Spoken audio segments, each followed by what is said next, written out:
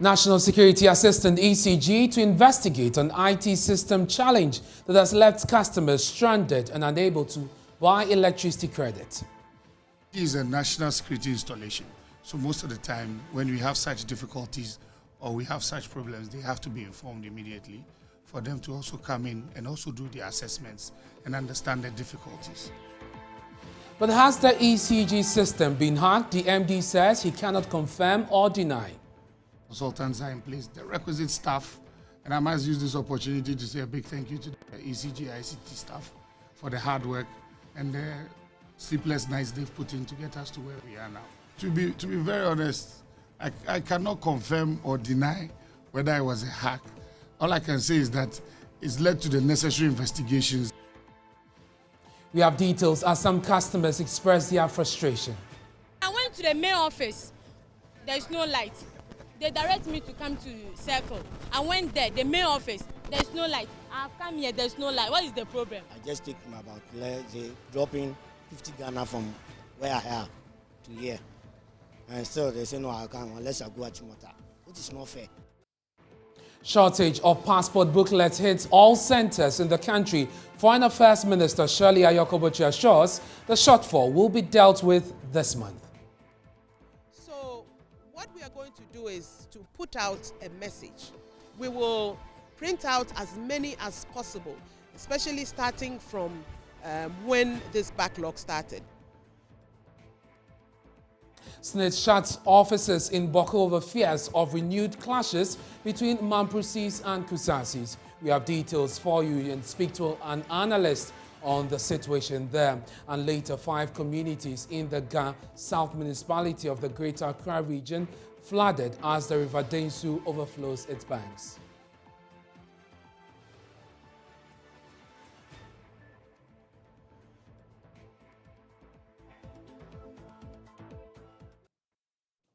Hello again, I'm Ernest Manu. Thanks for choosing us. The Minister for Foreign Affairs and Regional Integration, Shirley Ayokobochi, has given assurances that the backlog of passport applications stemming from recent shortfalls in booklets will be dealt with this month. Now, she's given marching orders to officials manning all passport application centers to refurbish the facilities in order to make more room for more applicants. Shirley Ayokobochi on Monday paid an unannounced visit to all passport application centers here in Accra to have first-hand information on how the shortage is affecting citizens. Blessed Suga was with her.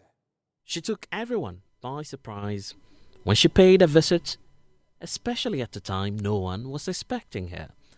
Soon, many onlookers were about to find out that Ghana's Minister for Foreign Affairs and Regional Integration, Shirley Ayokobochi, was simply performing her duty. When you come, ask for the officer in charge. Okay, grateful. Thank you. Is yours one of such? The Minister wanted to have first-hand information from applicants on some of the challenges confronting them as they apply for the Ghanaian passport. Her decision was stemming from the backlog owing to a shortfall in booklets across various application centers. The first stop was the Accra Digital Center, which plays host to premium applicants. The next stop was the Accra Passport Center. This facility is arguably the busiest place as a result of its location in the national capital. And here is what some applicants told Joy News. And they told me to come in August, the first week of August, to take the booklet. But when I came the first time, they told me it's not ready. So I decided to wait for about 2 months to come again. Today too I came and they said it's still not ready because they have no booklet available. Last month and I came here, they told me there's no book, so they cannot give me, so I should go and come back another time. So what really is accounting for this shortfall and when will the problem be resolved? As we speak, we have booklets in stock, but the booklets that we have in stock are less than the demand, that the backlog that we have. Fortunately, we will receive booklets around the 13th of this month, way more than what the numbers that we have in the system that we haven't issued. And then at the end of the month also we'll have another 150,000. So we're expecting over 300,000 this month. So what we are going to do is to put out a message. We will print out as many as possible, especially starting from when this backlog started, so that those who have been denied their passports going back months will quickly get their passports. And then we'll publish it so that Ghanaians can quickly come and pick up their passports that they applied for. But yes, there is some shortage, a shortfall. My director likes to call it a shortfall. We're here at the Accra Passport Center. And for those of you who are watching us on Joy News, we have this exclusive for you where we've been touring all of the centers trying to get a first-hand experience of how some applicants are getting frustrated as a result of the shortfall in the supply of passport booklets across the country.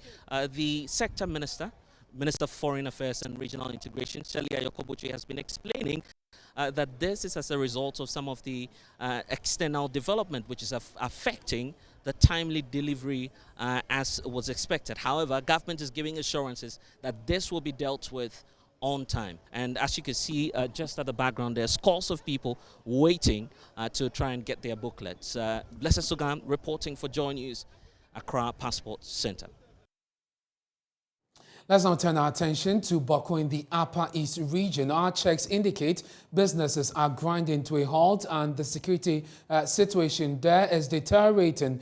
The Social Security and National Insurance Trust, the Snit, has become the latest institution to shut down its operations in Boko following the attack and killing of 3 persons by unknown assailants around the Boko Senior High School in August. Residents and business owners are unsure when the next attack will take place. They suspect the conflict between the Mamprisis and the Kusasis could have triggered the recent killings. Some of them are now fleeing the town.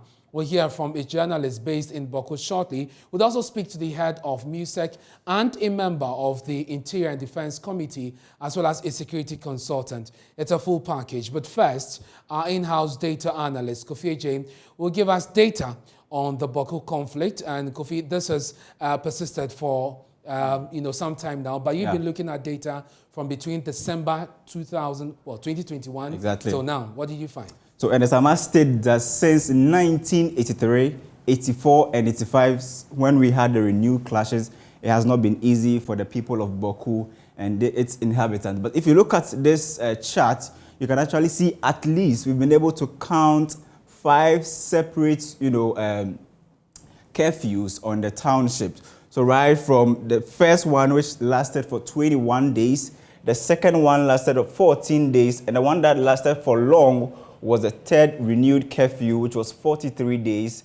The fourth one was 19 days, having the fifth one to be 25 days. So there you have it, 5 separate curfews from the 1st of December 2021 to September 2022.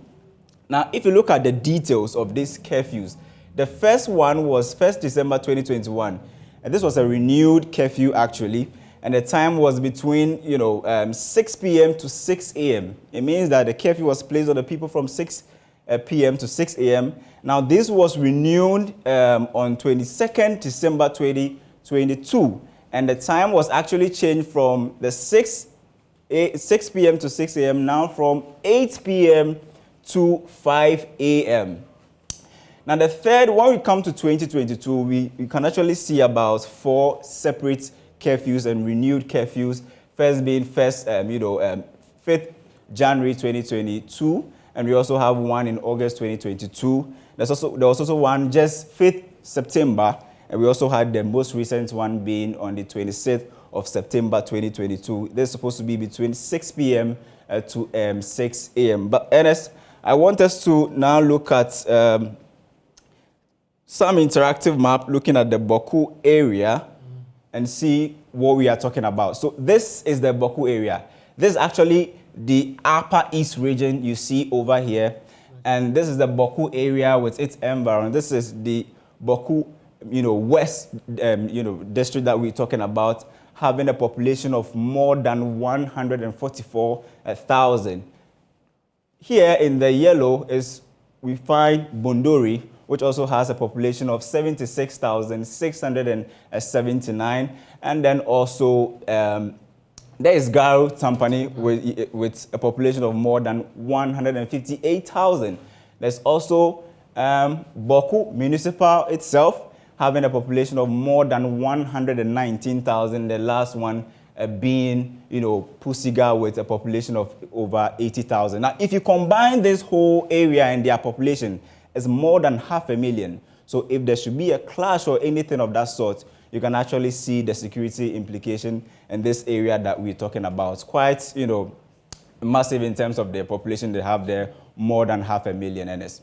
Thank you very much, Kofi. So 5 different curfews renewed just within the short period. And let's go on to Zoom now and have a conversation with the Municipal Chief Executive for Boko, Hamdu Hamza. And he joins us live with some update on the situation. Mr. Hamza, thank you very much for your time here on Joy News Prime. So Snit, we know, has shut down. The impact, of course, will be dire if this is not addressed immediately.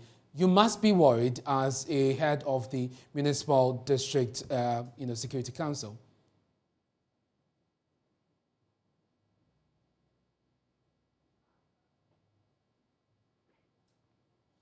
You'd have to unmute if you can hear me, sir. Well, if you can hear me, Mr. Hamza, thank you very much for joining us on Joy News Prime. The impact of Snit having to shut down will be dire if this is not addressed immediately. As music, you must be worried about the trend that this is taking.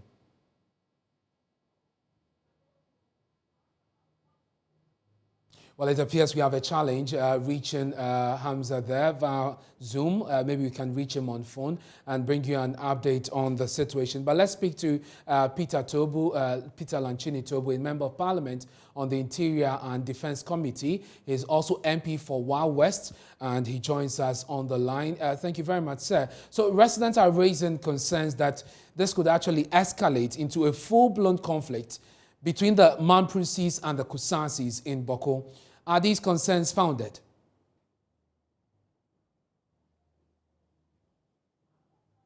Mr. Tobu, can you hear me?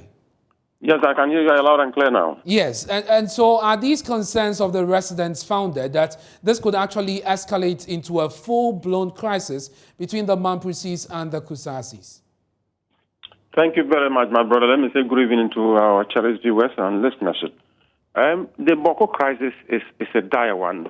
And we are talking about the crisis blowing into a full state of conflict. I think that we've gotten to a state that everybody, the Kusasis should be worried, the Mamprusis should be worried. Because the conflict, as we all know, is causing deaths and injuries. It is resulting in population displacement. It is resulting in destruction of assets. It is resulting in disruption of the social and economic system of Boko, a very beautiful town. So if this continues, and as it is now, many of these institutions that are trying to create a social cohesion to let Boko develop will close down and everybody will leave the scene. And we are going to have a cascading effect of the conflict that will take many years to resolve. So gradually, all of us should come to the appreciation that the men and women in uniform in Boko are supposed to create a space whereby government or the stakeholders would get into to find a lasting solution to the Boko conflict. When we deceive ourselves that the presence of the soldiers and police will give us peace, no, they are not there to create peace. They are there to maintain what they have. Peacekeeping is about keeping what is peaceful. If there is nothing peaceful to keep, their presence there will only escalate the expenditure levels, and we'll use the little money that we have to spend on them, and Boko will continue to go down and down and down into memory lane as a very destructive town. And so what would you suggest must be done immediately if the presence of security officials will necessarily not address the situation? I've recommended, and I do believe that this conflict should be looked at with a very serious eye as if it's of an international dimension. Can we have experts within or outside the country to treat this conflict as a conflict that can actually have a cascading effect on the whole country? Because there are a lot of Kusasis in Accra, there are a lot of Mamprusis in Kumasi, there are a lot of Kusasis in Takoradi. So the problem in Boko should be treated as a national one, not just limited to the Boko and its environs. So we should look at conflict management experts. Let them get in there with the presence of the soldiers and police. That is that space for us to create that peace. If we can't create it, the soldiers and police can be there for years, but nothing will happen. We'll bring curfew upon curfew. Nothing is going to happen. Are we willing? Are the factions, the Mamprusis and the Kusas, are they willing to say, look, the solution is within us. If we don't bring it out, nobody helps us. I'm grateful for your time. That's Peter Lanchini Tobu, a member of Parliament on the Interior and Defence Committee of the House. He is also a former police officer and MP for hours. Let's return to the phone and speak to the Municipal Chief Executive for Bawku, Hamdu Hamza, and he joins us. Thank you very much for your time. At this point where we have Snit shutting down, do we know if other businesses are also leaving? What is the update that you have on your table?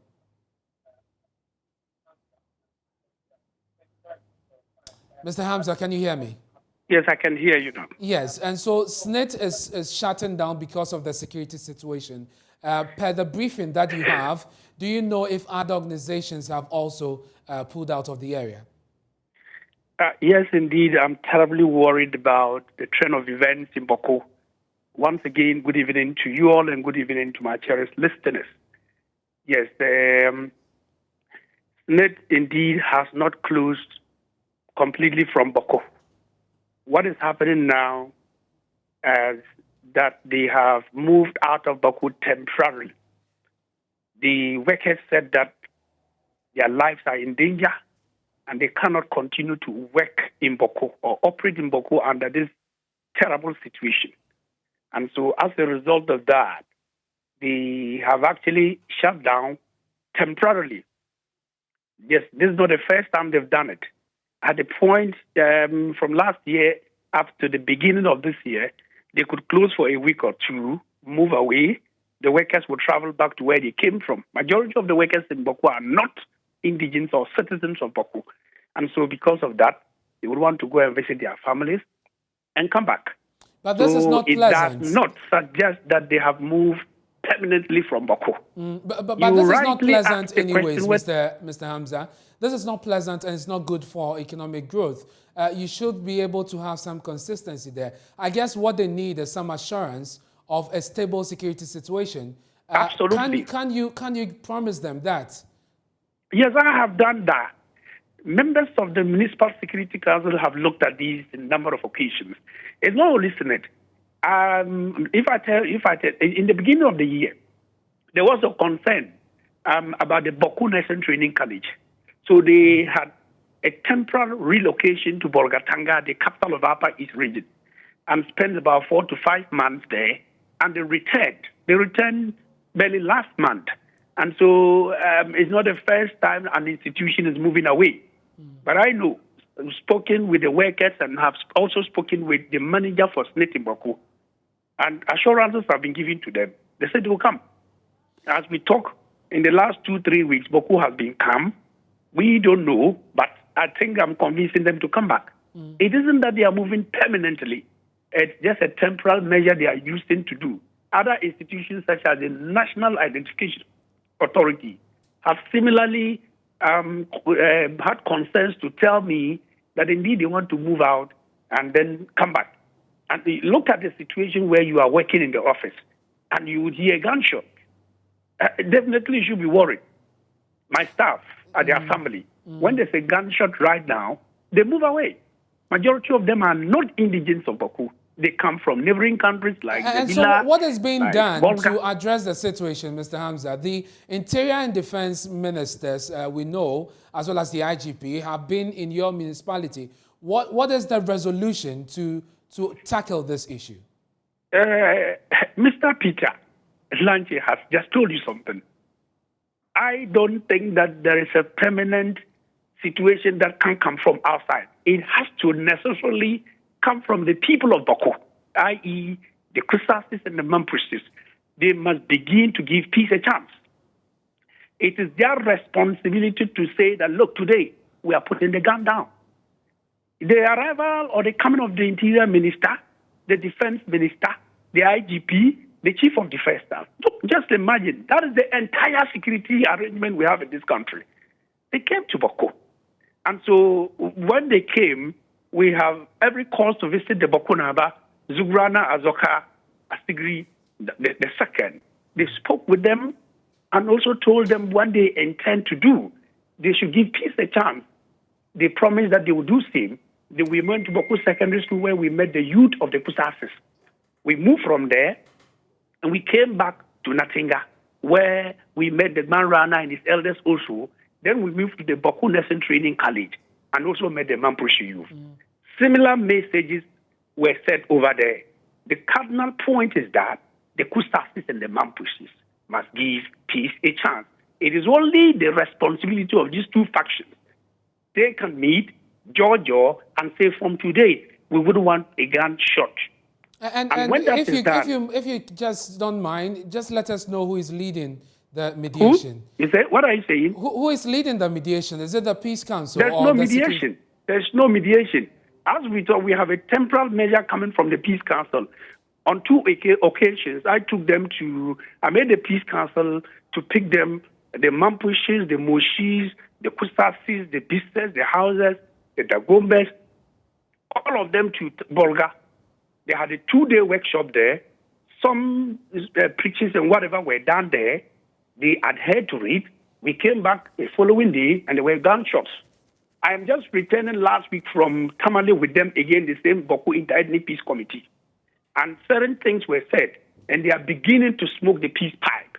I am very confident that this Boku Inter-Ethnic Peace Committee will be the catalyst around which we will get the peace in Boku. If they are committed and they are ready to work with each other, I think there will be peace in Boku.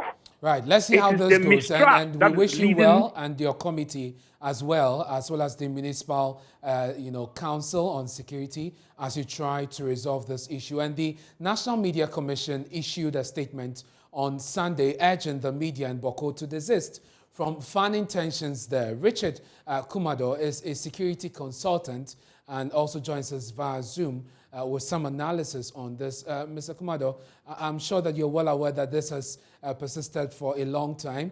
The MC has just been telling us about the new approach to get the two, feuding factions to smoke the peace pipe. Do you think this will work? Definitely. I want to agree with many of the things my brother Peter has said, the MP for WA, that the security officers created opportunity for the powers that be, being in the traditional authorities or the state itself, to move in there and resolve the issue. But I think we have window dressed the issue of Boko for a very long time, and that is where we are now. I'm just hearing for the first time the inter-ethnic community that has been formed. I think there's an issue of trust here. They don't trust themselves. So once there's trust deficiency, you may go to Bolga, you may go to Accra and come, and the next day there will be a gunshot. I think we need to be bold enough, we need to be courageous, and we need to take the bull by the horn. That is the only way we can resolve this Boko issue. Thank you very much. That's Richard Kumado, a security consultant, joining us there on the issue of conflict in Boko. You're watching Joy News Prime with me, Ernest Manu. Now, National Security is assisting the Electricity Company of Ghana, ECG, to investigate a challenge that has brought its IT system to its knees. A few days ago, ECG customers have not been able to recharge their prepaid meters, leading to customers massing up at vending points nationwide. Speaking to journalists, ECG Managing Director Samuel Mahama said National Security has been brought in now to help investigate and fix the challenge. We'll hear from him shortly, but first, my colleague Michael Ashale was at some ECG vending points here in Accra, where customers are still frustrated about their inability to purchase power. Since Tuesday, September 28, 2022, many customers of the Electricity Company of Ghana have struggled to recharge their prepaid meters. According to the ECG, their systems suffered technical challenges which made it impossible to recharge the meters. Since then, the power distribution company said it had resolved the issues, but the challenges still persist. At many vending stations, customers have to join long queues, with many frustrated by the system. What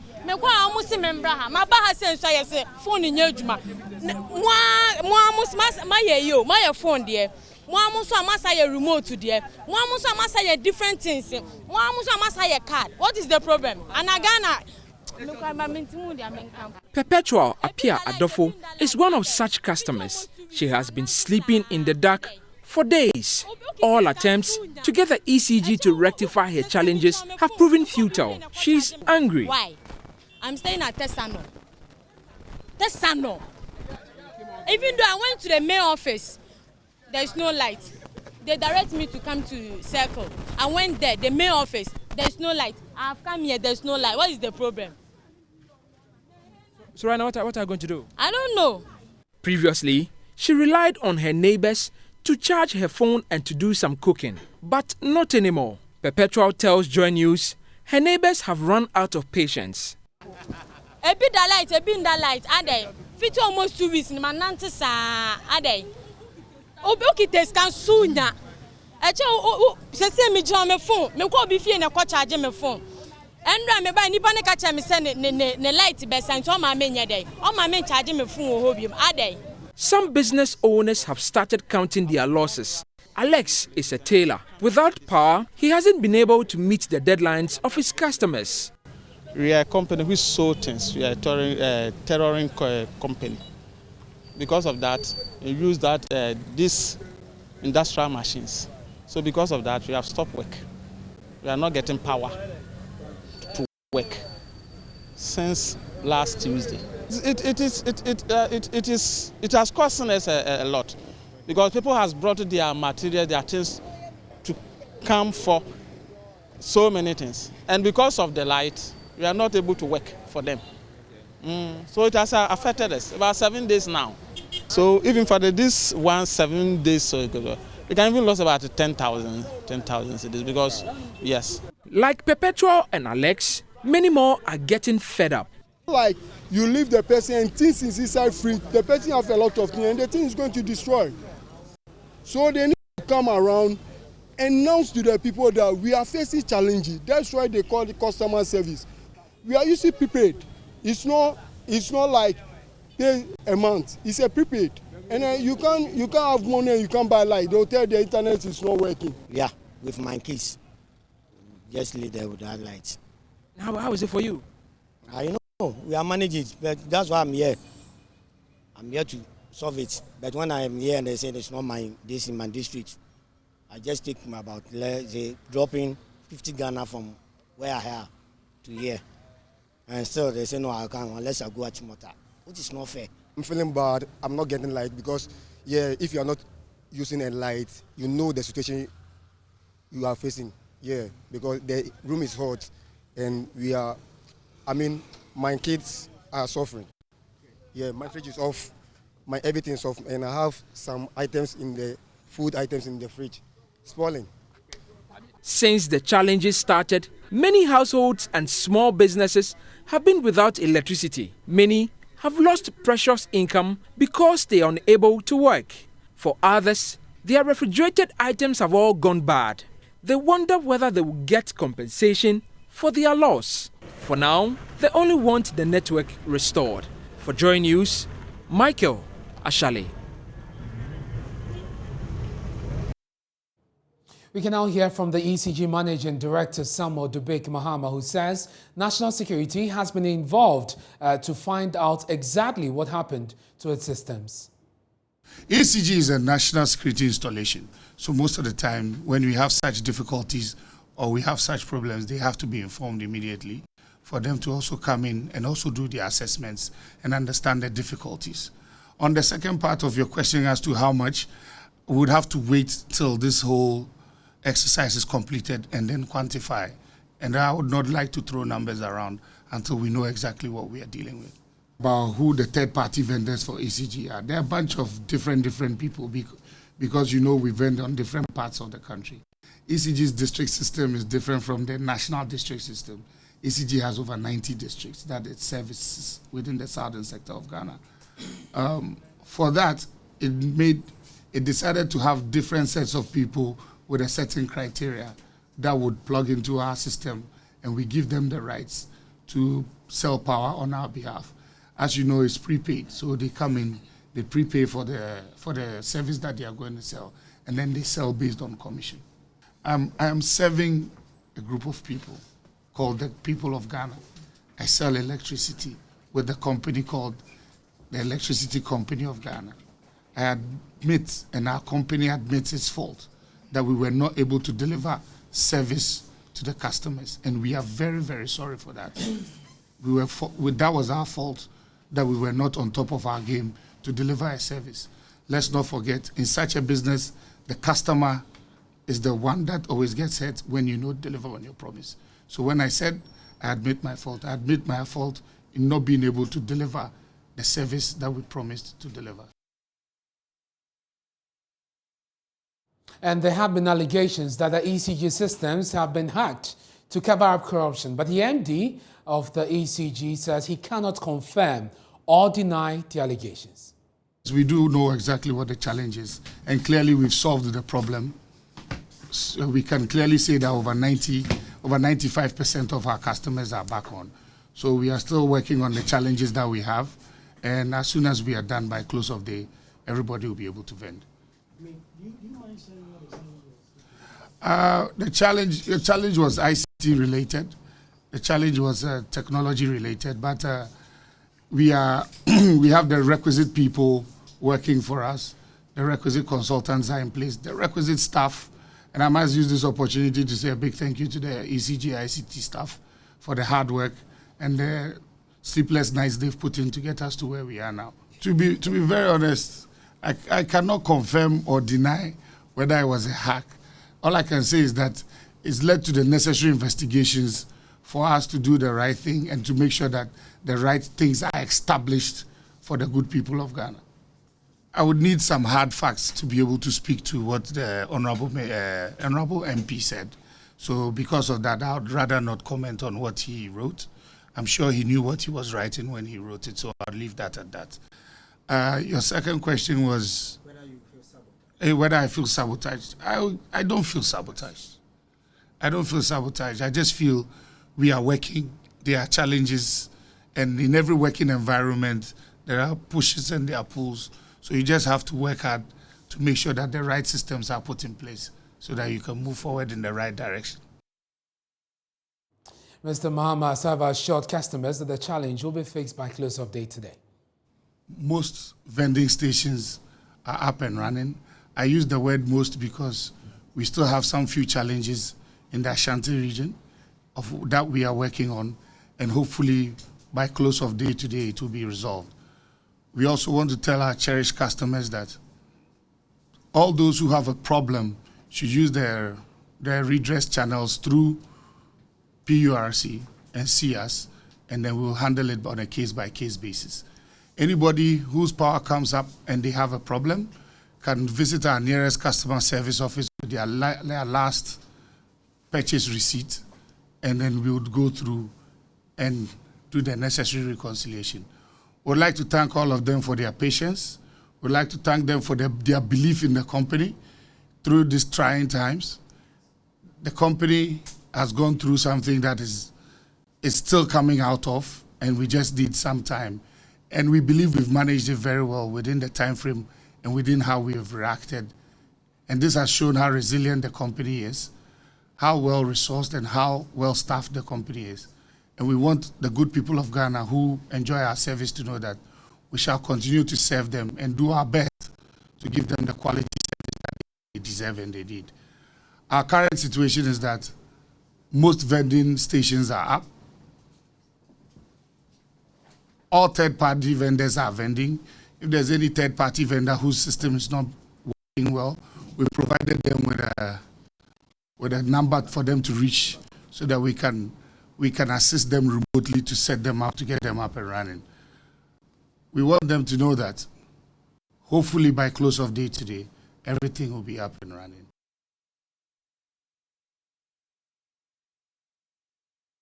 So are you able to buy power now, either at your favorite vending point or through the app? Let us know via social media handles. This is John News Prime with me, Ernest Kojo. Still to come, 5 communities flooded in the Gasol municipality of the Greater Accra region as the River Densu overflows its banks.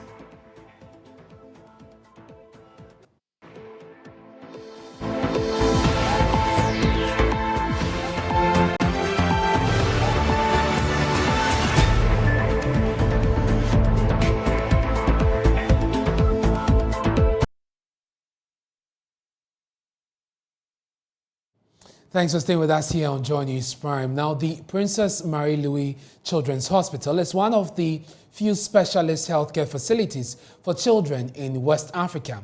Over the years, complaints about the state of some parts of the building, the lack of resources for healthcare, and the struggles of patients have been consistent in the news. As part of their corporate social responsibility to kickstart their 40th anniversary celebration, Providence Insurance Company Limited has donated some items to the Children's Hospital. Items worth over 100,000 Ghana cedis include monitors, anesthesia machines, polytanks, amongst others. Presenting the items, Michael Justice Ashong, Chief Executive Officer of Providence Insurance Company Limited, touched on why they selected the Princess Marie Louise Children's Hospital for this gesture. Now, so at the start of this celebration, we thought it wise to come to Princess Louise Marie Hospital, which is a children's hospital, and in fact the only one children's hospital we have. We decided to come here so that we can support the health needs of our children, because we believe that the children are the future of this country, and as a growing company, we want these children to grow up, be healthy, and in the future we can serve them their insurance needs. And so we have come here to present these essential medical equipment to the hospital. These equipment are worth in excess of 150,000 Ghana cedis. He also called on individuals and organizations to insure their properties.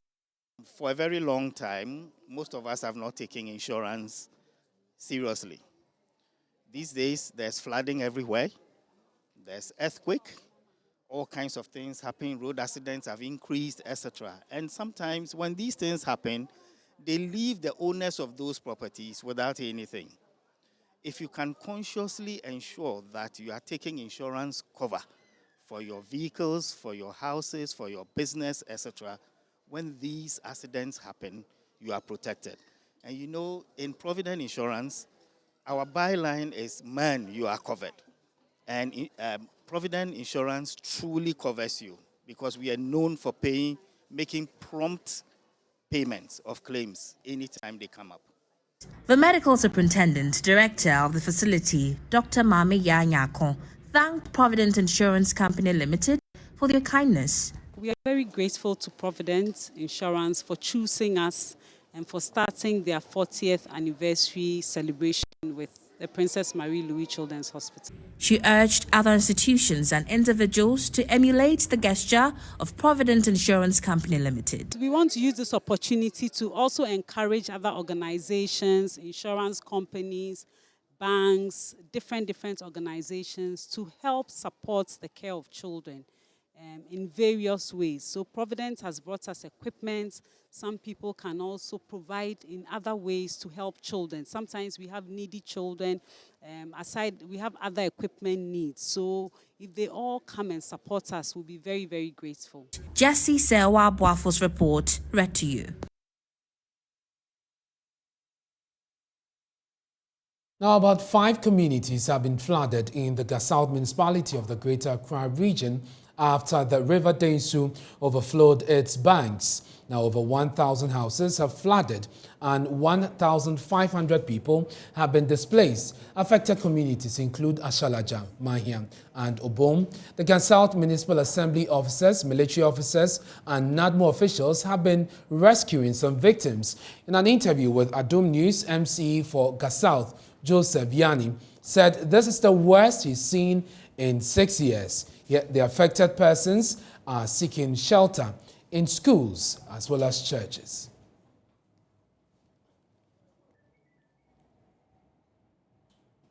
Now, this is a tale of 9 rivers and streams, far from what you describe as fresh and healthy. So what happened? We destroyed it for gold. It's as simple as that. Erastus Saridonko joins me in the studio. Erastus, from which rivers and streams did you collect these? So let me start from here. You see, this is plain water. And this is normal water. Look at how it looks like. And we start with the River Bunsa. Okay. And we fetch this one from... River Bonsa? Yeah, River Bonsa. This is the Totua stream. It's close to Asankregwa. On our way from Asankregwa, we saw that 2 men were mining They told us point blank that what they are doing there is illegal, but they need to eat. And so we fetched a sample from the river, the stream Totua, which was so polluted. Deliberately destroying the stream, yes, so they could get something on their table. Recently, we went to Achumampunua, where we captured the mining on the riverbed of River Ofin. So this was taken from Abesia, Abumpi, and Beposo, all in the Achumampunua district. Because so this is the river. Yes, this is the River Ofin, where we have a lot of champagnes sitting directly on the river and mining with impunity. We wanted to trace the pollution of the Bia River, and this is one of the tributaries of the Bia River. It's called Efuefu Stream. Okay.